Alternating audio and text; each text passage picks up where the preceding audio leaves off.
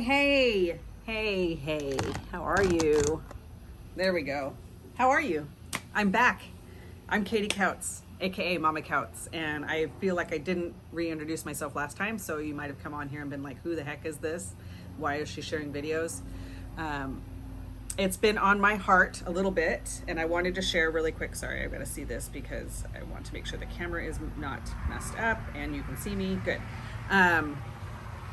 I do not fearmonger. I do not believe in talking about the life and world as it is, but from a fear standpoint, because I am not afraid at all for what is coming down the pipeline. What I did want to share was I feel like it is time. Excuse me while this tractor goes by. Love the farmers. Thank you. We live a little bit outside of town and in Middle Tennessee, and we have cows behind us which are actually doing quite well in the heat and tolerating quite well with our heat index of 110 the other day. So anyway, I wanted to share what's on my heart and what I feel I need to share, just to kind of, not a warning, I don't even know what you would call it. I'm not like, it's a download, I guess I would call it a download from God. You need to get your houses ready, your homes ready, your life ready for what's to come. I don't think it's going to be like end of the world, oh my gosh, like lights out situation. But I think it's going to get worse because of all the things I keep seeing and reading and hearing from the different food plants that keep burning down. I just saw another one again today on TikTok. Wasn't even on the news yet. The cows.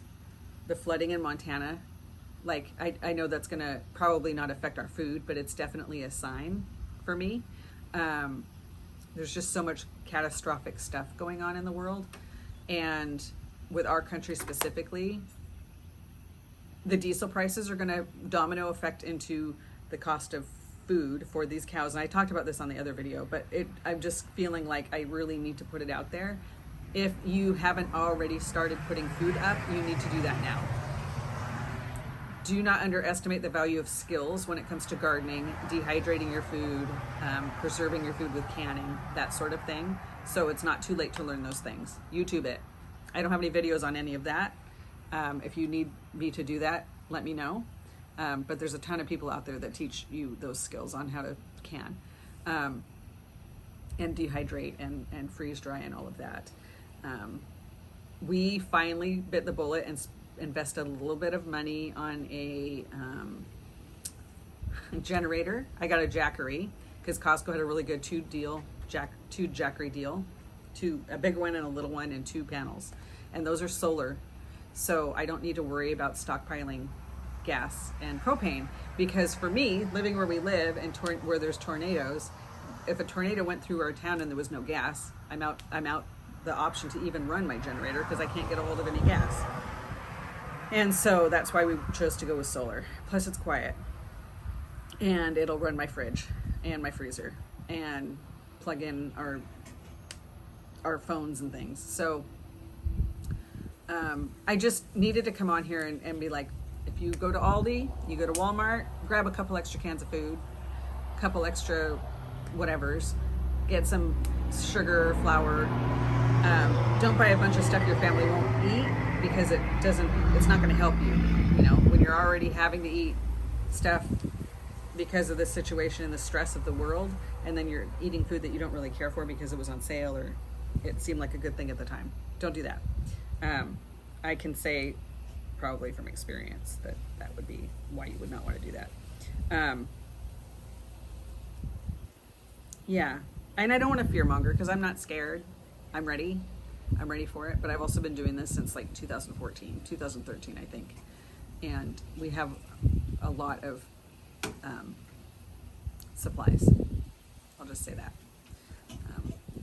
And now I'm glad that we did that because those supplies are worth their weight in gold at this point, I think, because it's so much more expensive to buy those things.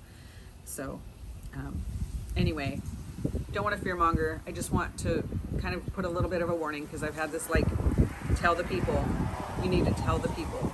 So I'm telling you. And I know that people think essential oils are for hippies. I know that people think that they don't need them. But when and they might be even afraid of the whole network marketing, direct sales part of the oils that I do. But they are the safest and the cheapest and the most effective out there.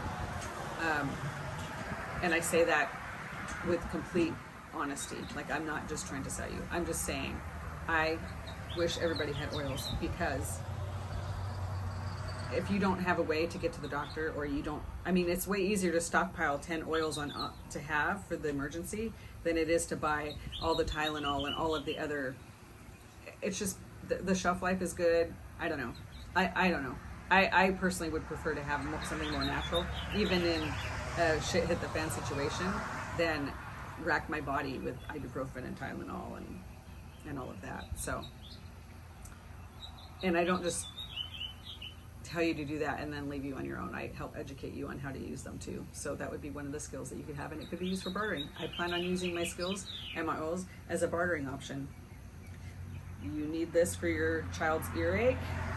I have these oils that can help you, so I can help you. Do you have, maybe you can pay me with some eggs or some veggies or a loaf of bread that you've made, because I don't know how to make bread. So it's just something I put out there, just a thought, get you thinking. That's why I wanted to do this video today, is just to get you thinking. So anyway, all said in love, have an amazing weekend. We'll talk soon. Bye.